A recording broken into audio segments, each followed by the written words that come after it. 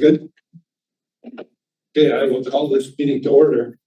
You can see by the technical problems we've had, we're thinking of just going back to a typewriter. So I will call this meeting to order. And we'll begin by saying we acknowledge and respect the Indigenous peoples within whose traditional lands we are meeting today. I would like a motion to adopt the agenda. Before I do that, are there any suggested additions? Hearing none, motion to adopt the agenda presented.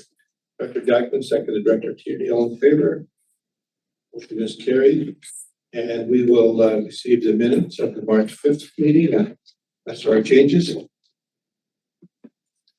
Hearing none, I think there was changes made beforehand that are noted. So we can go then right to our delegation, which is 2026 Taste of Creston Annual. Okay. Again, I Are don't we know. gonna try and get it up there or no? I don't. So far, It might take me a few minutes. Pardon me? It might take me a few minutes. It's okay. You know what? It's taking time. I've got my computer, so we're good. So good morning, chair, directors, staff, gallery. Thank you for giving us the opportunity to give you an update on how we are making out with Taste of Creston. So as you guys know, all of the information is in your agenda packages as well. But as you know, last year, we planned this event on basically 5 weeks. And it was very successful. So we, as an organization, Fields Forward and Creston Valley Food Action Coalition, realized that we needed to continue to do this event, but we also needed more help and to engage other members and organizations in the community. So we have reached out and we have a wonderful committee.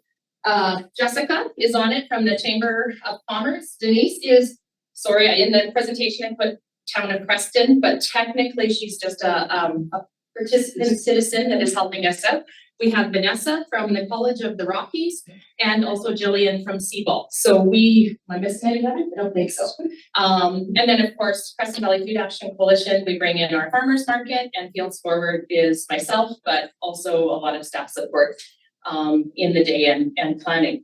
So Taste of Creston from last year, we wanted to go on the same feel and the same community engagement, making it an inclusive event that honored the different cultures and opportunities of cultural learnings within our own community. So it's really about an event that is inclusive to all nationalities and ethnic interests. Successes from 2025. I already said it, we pulled the event off in 5 weeks. We had eight local vendors that participated in food preparation, German cuisine, Greek cuisine, Hungarian, Italian, Indian, Iranian, Mexican, and Ukrainian. So we had a lot of interest in a very short period of time. All of the food was prepared at the Food Hub. We gave that space as an open environment at no cost to the vendors.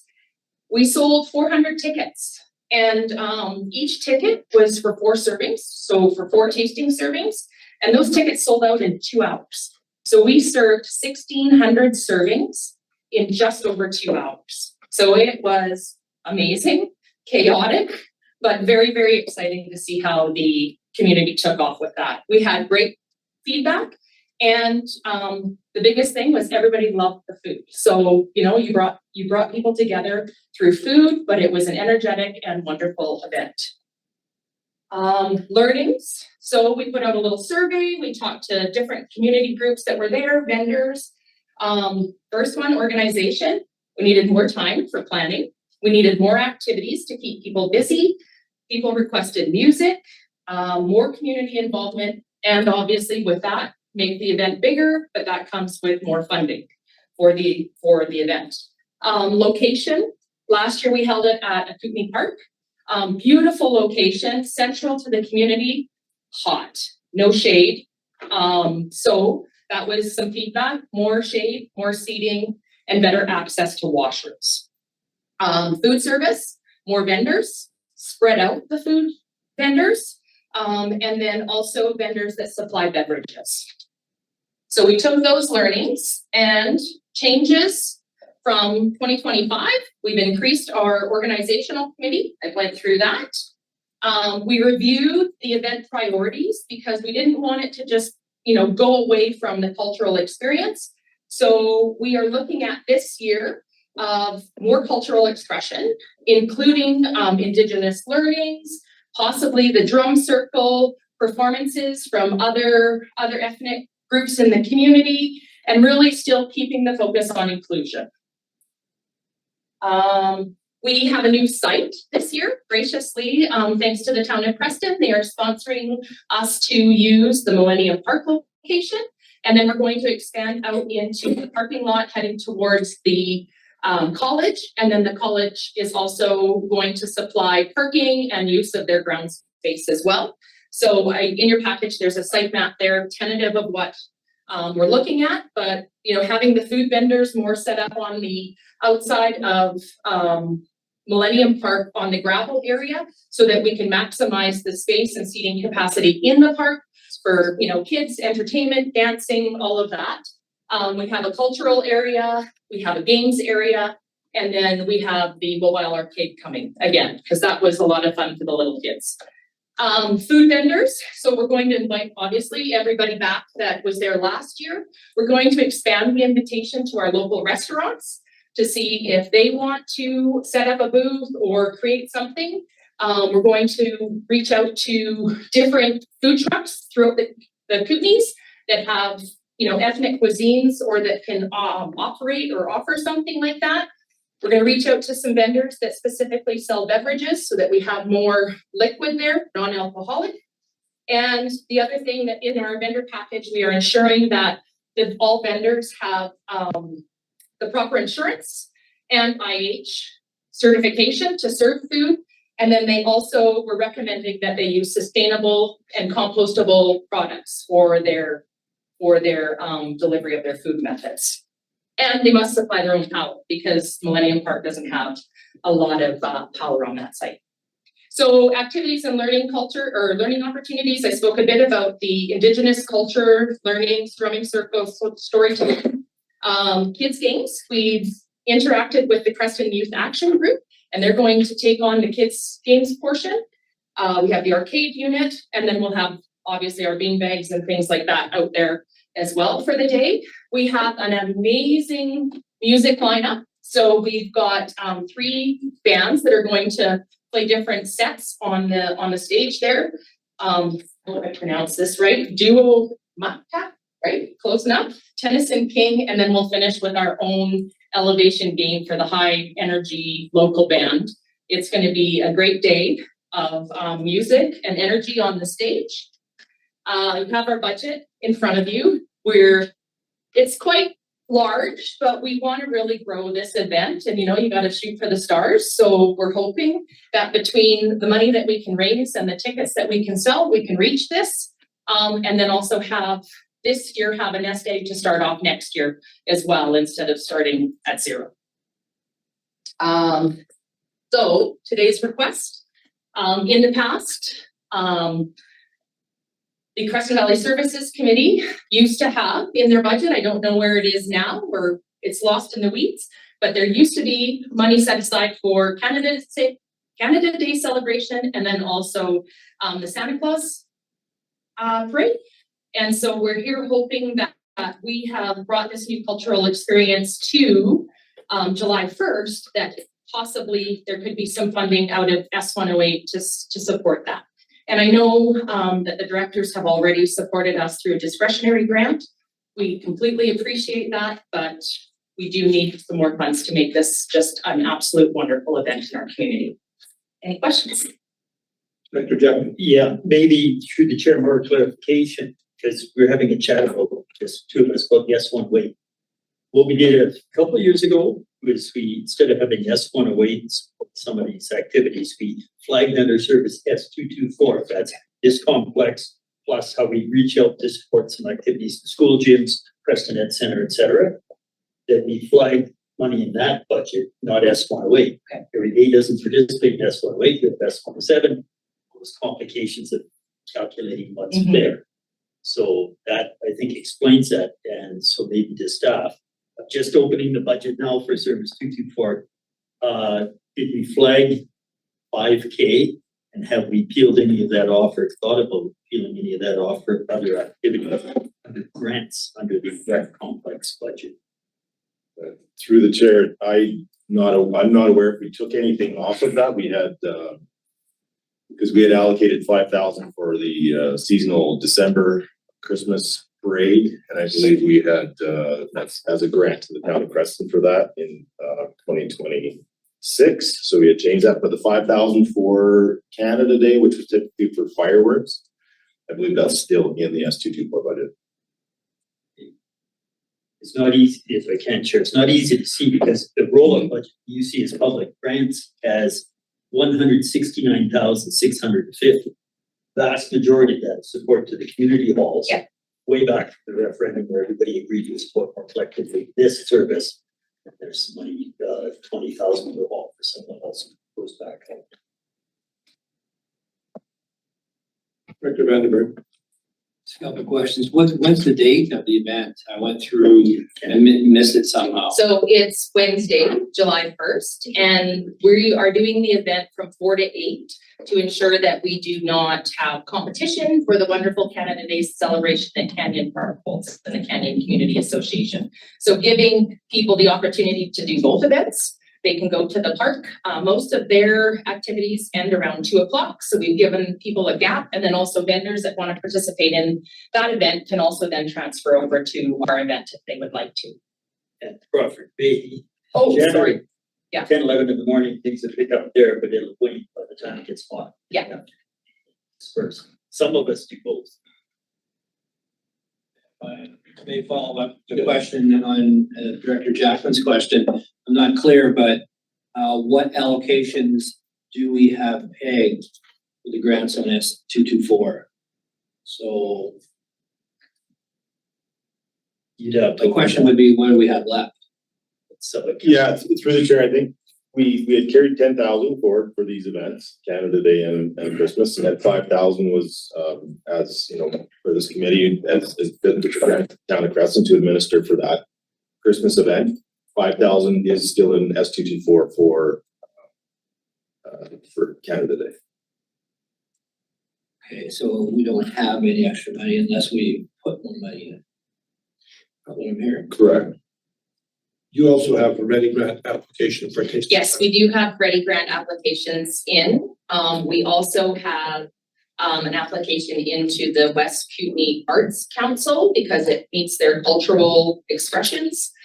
We've asked for 2,500 in that. We haven't heard on that one yet. And then, you know, we've got some asks out to the local community groups like Rotary, Creston District Community or Creston District Credit Union, things like that, but we haven't heard on those yet.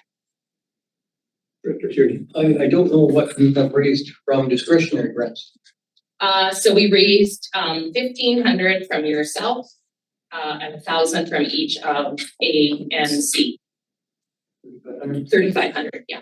And then, I should tell you too, we've got $2,000 sponsorship from Columbia Basin Trust for the event as well. Yeah, it's all in your guys' budget there in the package. So your budget, if I may go to that, Town of Creston, you have 1,500 A, 1,500 B, 1,500,000 in C, so you have 5,500. Yes, makes that we've sense. asked for. We haven't received anything from the town of Creston in that ask yet. Okay, and you're additionally asking through S108, which it turns out to be, it's gonna be, could be S224, an additional $5,000. Mhm. So a little over $10,000. Yeah. I also noticed that part of your expenses includes the Indigenous Games at 2,500. Have you considered approaching Laura Cooney back for an ask? We have. And so we're working through that. The $2,500 would be for supplies and things. Robin Louie has committed to doing a cultural talk, and then we're still working through that with Lower Cooney Band on what they will come to the table with. For funding. Not funding. It's just a complete invite, and that we would give them a budget to help educate the community.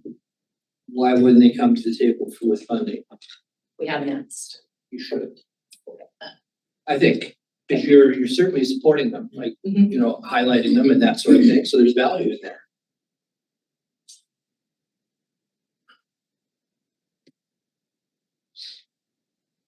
Any more questions or can I sit down? Well, you've given us some good information here and I gotta say how impressed I think the whole town was, how quickly this came together last year. And I arrived late and I didn't get any food. I know. And also that's one other thing that we're going to be doing this year. We're actually gonna be pre-selling tickets at the farmer's market in June into July, or, you know, in June, so that we can increase opportunities and then prepare vendors. So if we pre-sell 400 tickets, we can let the vendors know that we've already got 400 tasting samples sold, and then they can prepare more and we can open up more tickets. Councillor Dumas. You also, we haven't given freedom of the floor to either. You are correct. So I would move, we provide freedom of the floor to Councillor Dumas and Board Chair Watson. Thank you so much. I just, All in through the chair, favor? I wanted to. Motion carried. Okay, go ahead. Through the chair, I just wanted to give just a brief background of how Taste of Creston came about. So it was 2 years ago that I had bumped into one of my friends from Yakinuki. And I had asked her, it was just before Canada Day, and I had asked her, are you going to the Canada Day celebrations this year? And she, just the look on her face, the sadness that came across her face just struck me. And then she graciously explained that Canada Day is a celebration that for her and her community, it actually is a source of pain and discomfort. And so it's not something that they celebrate. So that just kind of stuck in the back of my mind. And then as we have gone through the years and had the conversations about fireworks and fire bans and recognizing that fireworks are the thing of the past, I started asking the question, well, what could we do as a community in the town of Creston? Because I was hearing people were like, well, yes, we could go out to Canyon, but we want something here in town to go to.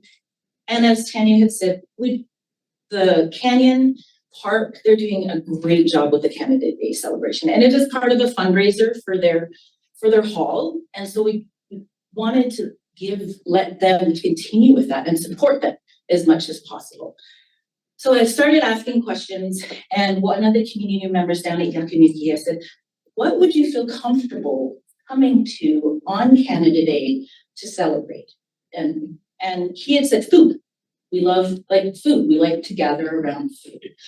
And so the idea of what if we had a celebration of our community and all the diversity and all the different cultures within our community and invite Yakinuki to that. Last year we had offered their Yakinuki free tickets to come as a gift, as an offering, so that they could feel celebrated with the rest of us in our community.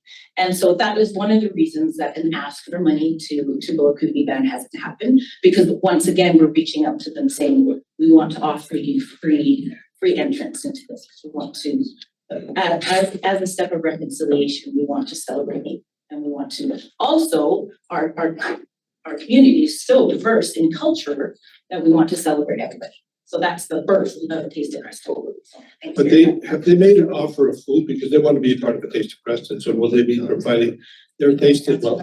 Mm-hmm. Yes, they have. However, the one individual who wanted to do the food, it turns out her granddaughter is due right at that time, so she is not prepared to jump in. So in next year, she's willing to take a look at it. And we do have But that being said, we do have a food truck vendor, Trina and Chad Luke, that they make Indian tacos. And they have, been placed on our invite list, and we're reaching out to them. Well, you've already chatted with them, and then we'll follow up with some more details for them. Yeah. So we have put the invite out there. Thank you. Director Watson. Yeah, thanks. I think Director Councillor Dumas just answered my question. I was curious about the invites to food trucks kind of like around the Kootenays. There's a few in Caslow that are pretty fun. So I was curious about that, if there's like an open intake for food trucks to come in. And then I also just wanted to comment, I really appreciate also what you just said, Director Dumas, regarding bridging that trauma for some and celebration, using and celebrating food and culture in an event. I think it's really incredible. I think, yeah, it's really cool. Good job, you guys. But curious, can you invite food trucks from all over the Kootenays? Yes, and so through other community events, the connection through the Fall Fair Association, they have a great listing of networks. And then we'll be, our staff at Fields Forward will be doing a little bit of research and doing those personal invites as well. Director Kearney. Yeah, just thank you, Denise. Wow, that's a great explanation, and Tanya, for working on this.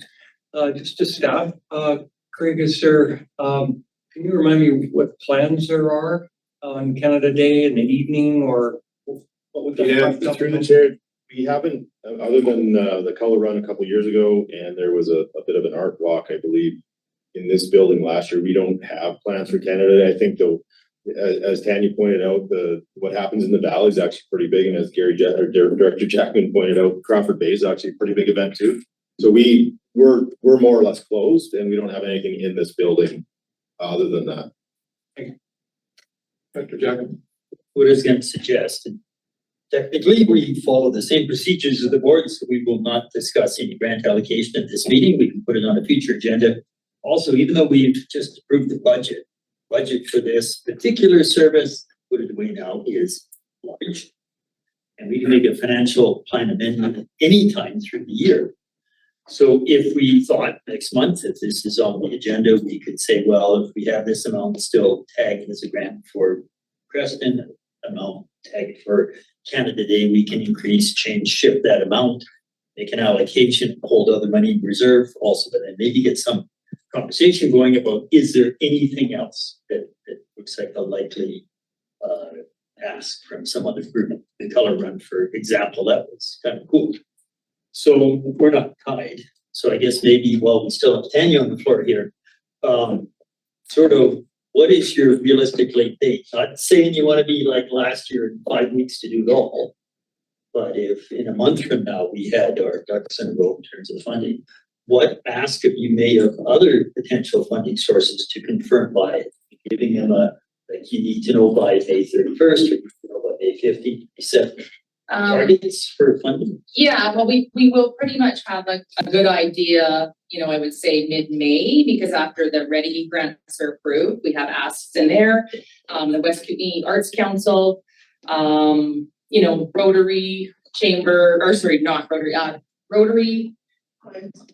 Sorry? Lions. Oh, yes, Rotary, Lions, and Gleaners, Creston Valley Gleaners. So that's kind of all that we have for this year, but also thinking next year already, because we did miss the Heritage Canada application. We have to apply for that by November. There's a couple other applications that because of timing, we missed, and we also need support of municipalities to apply for some of those because we can't. But we've got those on the radar for 2027's events. So we are trying to already think next year's event and then pulling in some additional sourcing. We know there's a collective sense of disappointment in our community over the discontinuation of fireworks.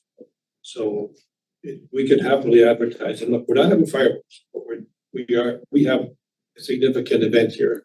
And it felt in place so quickly last year. I don't think a lot of people really recognize what's going on. And so, of course, this gives you more time to advertise as well. I think we'd love to see a drone show come here, maybe, finish off everything with a drone show. But in looking at the cost of that is about as much as your whole event. So yeah, it's not going to happen every year. It may not ever happen, or not going to happen simply, but it would be a great way to finish this all off. And so I guess in the future, maybe that can happen as well. But in the meantime, again, thank you from our community for doing this and having such a significant event really for Canada. And you know, if I can, the last, I guess from a closing perspective is the activities and the event itself are free to everybody, right? People can come to the event and have that entertainment piece. If they want to participate in the food side, that's when, they have to purchase the ticket. And we're hoping too, that if we raise enough funds that we can offer possibly so many free tickets for the first arrivals to the children.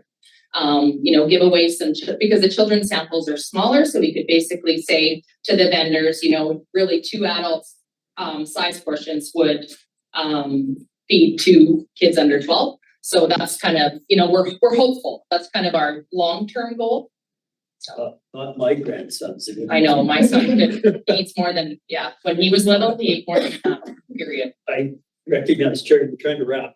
One thing that's been on my mind a bit, and again, like mentioning Crawford Bay, they sell 500 burgers sometimes. It is not 100 to 200 people there. I don't know how many people go to Canyon. It is entirely possible you can sort of ramp from 400 to 450 between adult and children. You could have 1,000 people. That's partly why I'm wondering about timeline, because you may find that once people recognize there's not something else going on, that you will double. Yeah.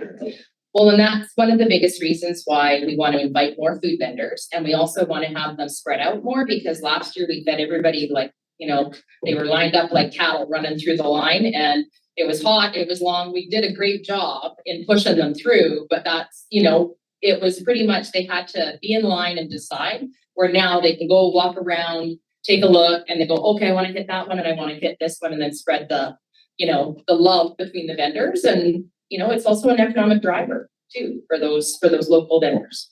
So my thoughts along that are every vendor has to make their own decision on risk of food waste. Mm-hmm. But if you had the ticket sales and that, the ticket redemption, you started at 2 o'clock or whatever, or 4 o'clock, went to 6, would you then consider opening up to food vendors selling items at just walk up, I want whatever. That is absolutely part of it, because we'll have the tasting samples, but they'll also be able to sell items, and we've requested that they keep to like 3 items for that, so that it's, we don't have a ton of extra food. They can give a tasting sample away, but then if somebody really likes it, they can come back and buy that. And quite simply, a measure of success is to run out of food. Yeah, Yeah, that's kind of the desire, and if you do that. Yeah, It's absolutely. successful. and as a fast food truck vendor or operator, you want that. You want your food to be gone so that you can put up that sold out sign. And, it just increases the opportunity for next year that people will come get your sample first. Is it possible to have the wineries involved? Would that more complicated? It becomes extremely complicated, because then we have to fence off the whole area. We have to get another permit. We would have to get a private liquor license, and also our insurance costs would go through the roof. Because right now, because this event is sponsored with Creston Valley Food Action Coalition and Fields Forward, the insurance companies have actually placed this on our rider, that we can do this event without additional policy purpose. My advice is don't do that. Yeah, and also because, with lower kootenai bands, involvement, and also children, we want to keep it a friendly family event and not really push, alcohol purchases at the event. Yeah, we have. They have talked to buying. Yeah. We've got more events, so great. Any other questions? Okay, thank you very much. Thank you very much, and we'll certainly be in touch, as you know. Okay, that brings us to old business, Goat River Watershed Sustainability Plan. We have Camille is there, I see. Yes, I'm here. Thank you so much. So I'll just go right into it. So I'll just be providing a brief update on the Goat River Watershed Water Sustainability Planning work. Starting with just a bit of an overview of the producer engagement, which is kind of nearing the end by mid-April. Jen Bergeron will be wrapping up her direct engagement work. So I just wanted to give a bit of a snapshot of what we're seeing. So to date, we've connected one-on-one with 11 producers and land stewards across orchards, vineyards, vegetable production, and mixed farms. Engagement, while like diverse in our approach, has been somewhat challenging with some hesitancy from producers and those in the community who have frustration with government processes. They had some privacy concerns with sharing their perspectives on water and their challenges, and also had some limited trust in the outcomes of what they would share. So we did just, I guess, a bit more, since I have a bit more time, just a bit of a background on some of the different methods that we use. So we did send out a mail out to almost 400 residents who we identified as having some sort of interaction or operation in food production. So that did go out. Jen was also present in the community. She went to farm stands, to hardware stores, and really tried to like be on the ground and get an idea of who were those network nodes within the farmer and food producer community to hopefully build that trust and get people willing to speak again. So there was a good amount of success there, and we did learn a lot, although our 11 producers is a bit of a smaller number, but we still have a few more weeks, so hopefully we can chat with more people.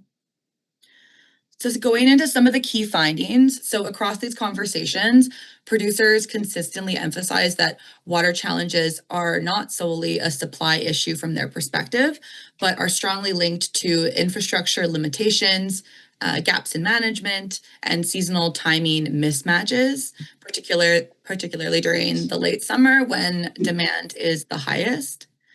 Infrastructure and system efficiency emerged as primary concerns, with repeated references to leaks in systems, aging distribution systems, and underutilized infrastructure. Many producers noted that improving system performance may have a greater impact than focusing solely on individual water use. Also, regulatory timelines and administrative delays were identified as significant barriers, and long wait times for water licensing and approvals, creating uncertainty and in some cases leading to informal or interim workarounds. So that was all around the wait time and lack of, communication around water licensing was a key concern. As well, trust and communication gaps were also a consistent theme. So producers expressed a desire for clearer, more direct communication from the RDCK, including feedback that outreach materials and processes should be in more plain language and to the point.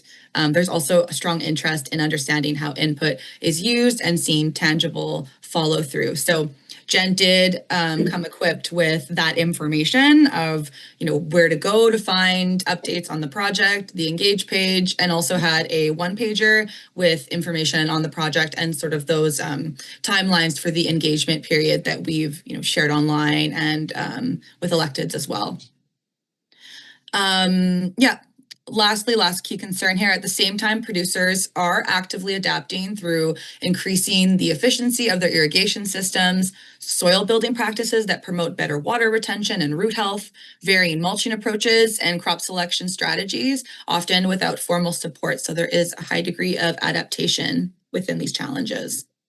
Overall, this outreach really is helping us build a clearer picture of how water challenges are being experienced on the ground in Creston.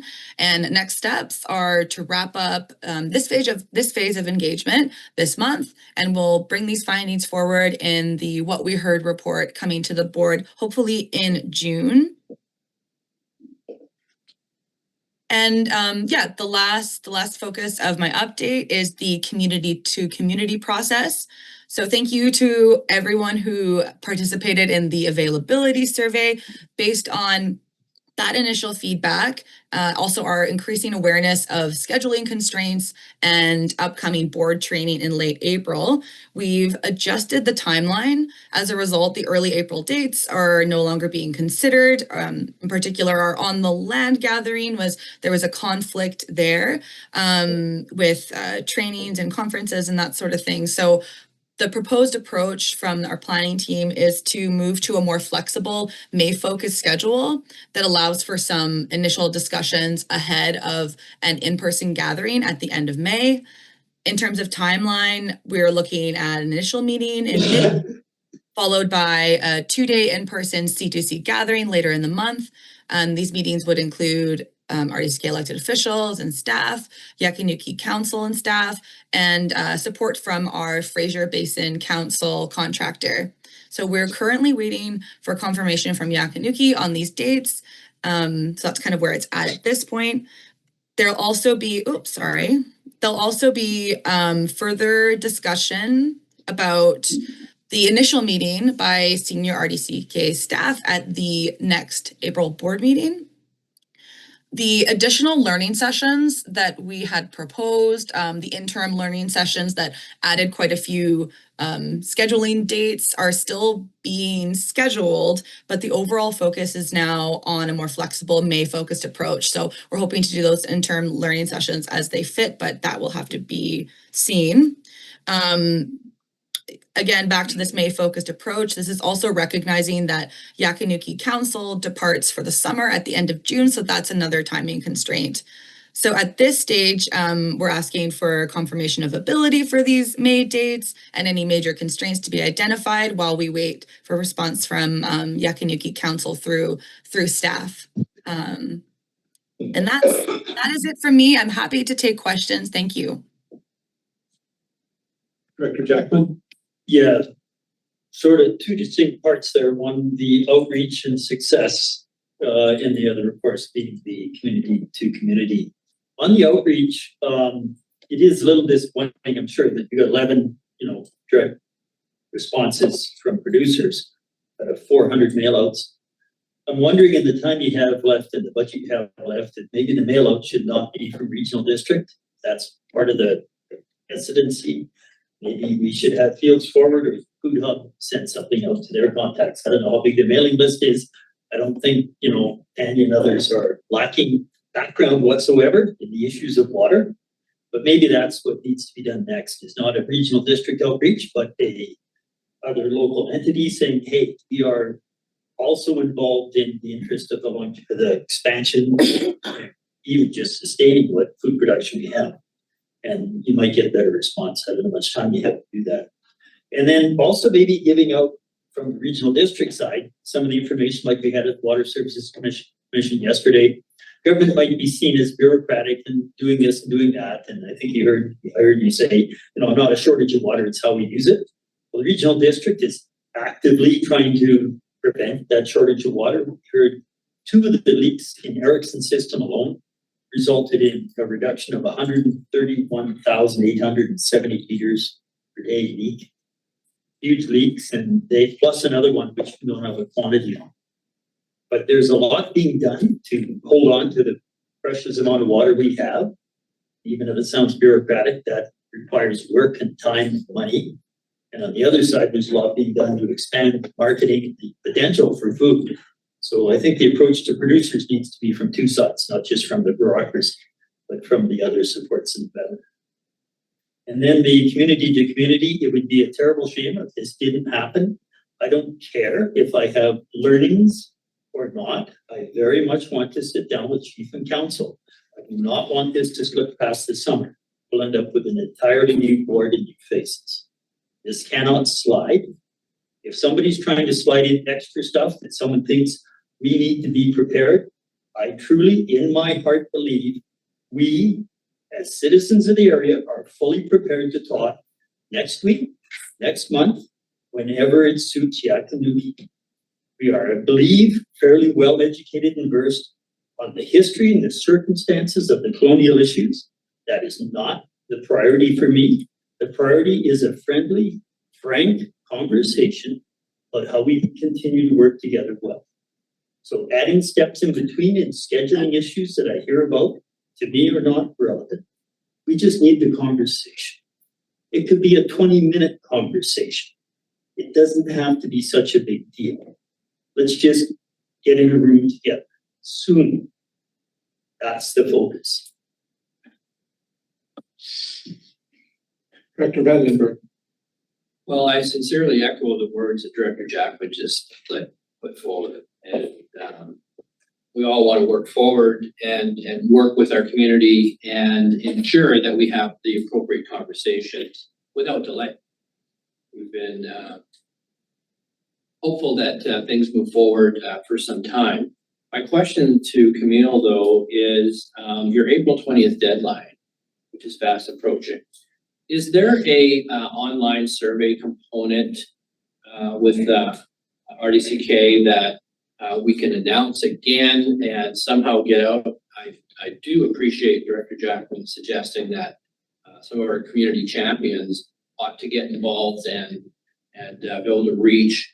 I have spoken to a lot of farmers in the community. They are hesitant for the reasons that you've outlined. But they would participate if encouraged, I'm quite sure. And so I'm just wondering if there's that opportunity. I would hope that, Tanya's group and others could rally around and support that. This is really important feedback information. It's so important. I guess the other thing that I'm wondering about, to confirm, Director Jackman may have answered it for you, but these learning sessions it's in your report, is a learning session the result of the C2C meetings, or is it another concept or idea that's being put out there, like the sessions that I attended in the beginning of phase 1? What can you tell me what learning sessions means, please? Yeah, through the chair. I will just maybe start with your last question, and then I'll speak to the engagement and the survey opportunities. So yes, the intention behind the interim learning sessions was to speak about, the challenges and the changes to hydrology within the Goat River watershed. So bringing in speakers who can just add to a shared understanding on, important topics like that particular one. The training that you have done to date, and I believe the one that St. Gita is planning through cultural safety and sensitivity, and then the co-governance that you completed, it would be similar to that, in that it would be bringing in experts, subject matter experts, to provide information and then to have a discussion around it. So it was our intention, with, I guess, more time, is to fit these interim learning sessions between the land-based gathering and then the more fulsome working session, where we would be, sitting down to put together agreements or anything like that. So that was the intention behind it. So we're hoping that we'll be able to still offer those, but when council is potentially back, but that'll have to be seen, since the other meetings are the really important pieces. And in case you don't have any follow-ups there, I'll pause and then I can speak to the survey. Yeah, so just supplemental, if I may. One of the big things, and in the vein or in the line that Director Jackman has spoken to, I am very much looking forward to the co-management, co-governance conversations, which we have not had. That which you've alluded to is a workshop, but we still have those fundamental frameworks that must be addressed before we can, in my mind, before we can really move the needle forward. So just that one thought. Yeah, through the chair. Thank you, Director Vandenberg. I will just speak to your other question. So yes, great suggestion to, reach out to Field Forward. We've had great success with, KBFA in the past, with reaching producers as a trusted messenger. There is the water value survey that's still open and still, I think very applicable to producers and land stewards' perspectives. So this could be a shared messaging opportunity. We have tons of communications materials and copy about the project and about these opportunities set up through engagement that are ready to go, that can be shared with Fields Forward and with electeds, just to get the word out that we'd love to hear from people. And they can do that through a survey, or if they would like to speak with Jen, that's also an opportunity if they're willing, but survey is that low hanging fruit where they can share their perspectives. Director Watson, I see your hand up.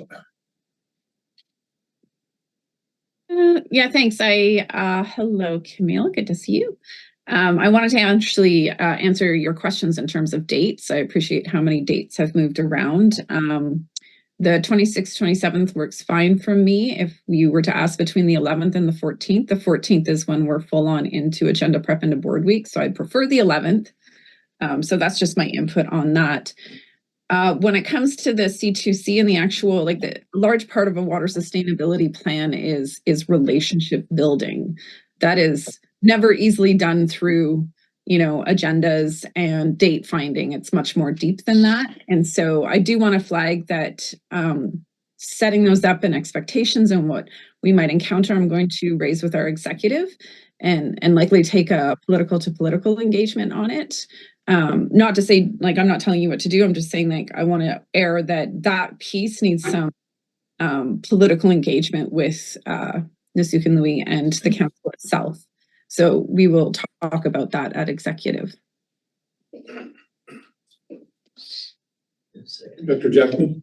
Yeah, maybe to go back a little bit to the learning sessions, interim learning sessions, I hope there's some appreciation that on the hydrology, I think all four of us sitting here as directors were able to sit in on the session held at the meeting room, small conference room at Jimmy's, where I thought Isaac, the second time I've heard him give that presentation, was quite effective in terms of his methodology. He shifted the time I heard him speak months earlier, along with Professor Ilya Yunus in the action summit in the drive floor in the main rec center here in the arena. It was too many numbers and charts and graphs, but I think we get it. We've seen the progression, the add a year, drop a year, and 40-year sort of moving block of statistics that it's not all charts, but just really getting the sense of, yes, things have changed in the lower Gold. The conversations about interconnectivity of hydrology, the rain, the forest, the groundwater, the aquifers, the streams, the creeks. I've been going to sessions on that for decades. I'd be surprised if my colleagues weren't also fairly well educated on that. We recognize connectivity. We hear continually at rural affairs the fact that concerns about aquifers and connection and development and potential contamination. None of this is new to us. This is not a realm where we need as the highest priority to obtain learnings or new knowledge. The perspective that's presented by Isaac may be somewhat different, but in terms of kokanee recovery, all of those issues, fisheries, the ecosystem, productivity, again, decades of learnings that we've all been exposed to through the Columbia River Treaty, through CBRAC, through the decking district exercises. This is not new to us. This cannot be an impediment to a conversation. In terms of cultural sensitivity, those who've been going to UBCM and our conferences and less so FCM, there's always been an opportunity, and many, if not most of us, have taken advantage the day before the formal UBCM. There has always been an opportunity for learning and understanding and sitting. Many, if not all of us, have had side conversations through the Timber Supply Area Collaborative, the allocation of resource, especially in the forestry and harvesting side, to Indigenous nations. I've had many side conversations of the importance. Again, this is not new to us. So across forestry, conversations in Elk Valley resource, across fisheries, ecosystem productivity. These are not new issues, and I have heard the explanations and concerns from numerous perspectives, including Indigenous perspectives. So there must be some recognition of a baseline set of knowledge that comes from this job and working with this community and beyond. We need to sit down, talk about our common interests sooner than later. I cannot emphasize that.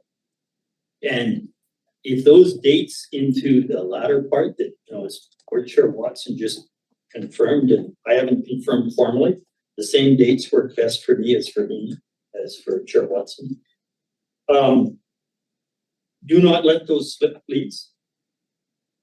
regardless of what else we have in terms of advanced conversations, let's just not go beyond this kind of things. Director Vandenberg. The only thing I'd like to add to Director Jackman is, in his list is improvement districts, and we're having very robust conversations with our local improvement districts. We know what's going on and what's important to them. But I do want to go back to Camille. I just did, go to RDCK website and, search water value survey, and I'm not pulling anything up. So those keywords aren't working on my computer, and I want to be able to share that. It's the easiest way for people to get somewhere on the website is just give them some keywords to search, as opposed to go to this link and that link and so on. And I'm just letting you know that I did not pull anything up, and I'm not sure what to do about that. Thank you. So in summary, I think I'd like to echo what the other directors have said, but the real measure of success, I think, of a council meeting is a desire to have more of them. If out of this, we increase communication and arrange to have more council meetings, that's a big step forward, because it always seems like there's a barrier to even starting that. So if we get a mutual interest in a mutual agreement that this has been great and we need to do this again, we'll know we're on the right path. So I would encourage all of us to work towards that goal. All right, I think we've done enough on that one. We have our action item list next. Is there anything that the director would like to pull out of there or discuss? Sure, I don't have that, but I can get it quickly and sure, scroll ahead. I have a comment or two if I could. Oh, sure, Yeah. I'm finding this. Through the chair, my apologies, the dog control item wasn't updated for what's happened. That was the one, it's this and I- long yeah. story without, what are we doing? Thank you. The dog control has been approved to go to AAP for A, B, and C. And then the last question, I have a question for the group because I wasn't here in March, is specifically around the S-108 stabilization reserve, and I think it says beneficiaries. I'm just wondering if I could get some clarification on what you were looking for. I can bring it back for May. I might be able to assist. I think what we were looking for partly is to, with the S-108, is that listing of all the contributions that S-108 supports. It's not readily available, and we don't know what the monthly dollar allocations are to any of those contributions that we identified through S-108. I think is my understanding.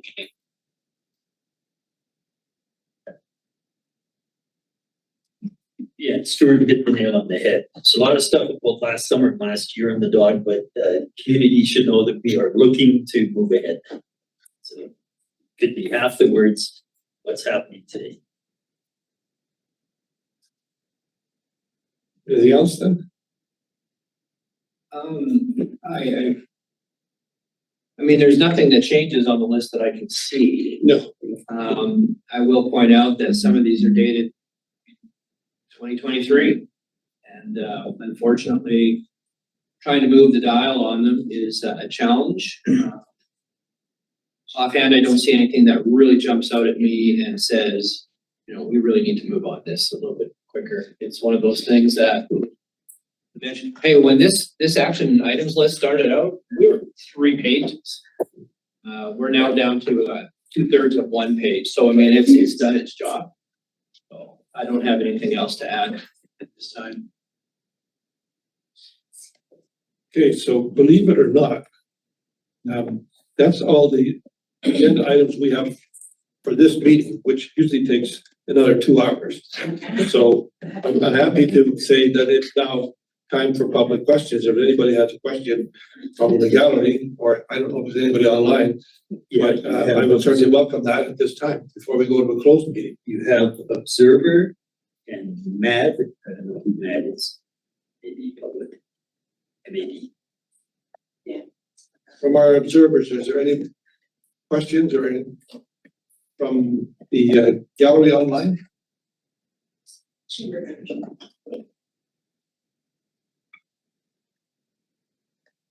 There's nobody trying to click on them. Okay, Nothing in chat. I would ask the same question of the gallery then. Any question? Your question should be, how did you guys do it this time? Great, what happened? Stay tuned for May. May's gonna be a walker. There's always a reckoning. So, I would then, find the various pieces of legislation that. Oh, Ben. Hi, folks. Sorry. Yeah, I don't know if you can hear me okay. Yeah, Yeah. I was just wondering if the group could just suggest when we'll hear more about the expression of interest for economic development work in the region. That I think was Through the chair, we're working on getting it out there. okay, awesome. Okay. Yeah, that's all for me. Thank you. okay, thank you. We will then adjourn this meeting and, Well, or, yeah, we close the meeting to the public. yes, motion to close the meeting. By seconded by Vandenberg, all in favor? Motion carried. We'll take a 5-minute recess and then we'll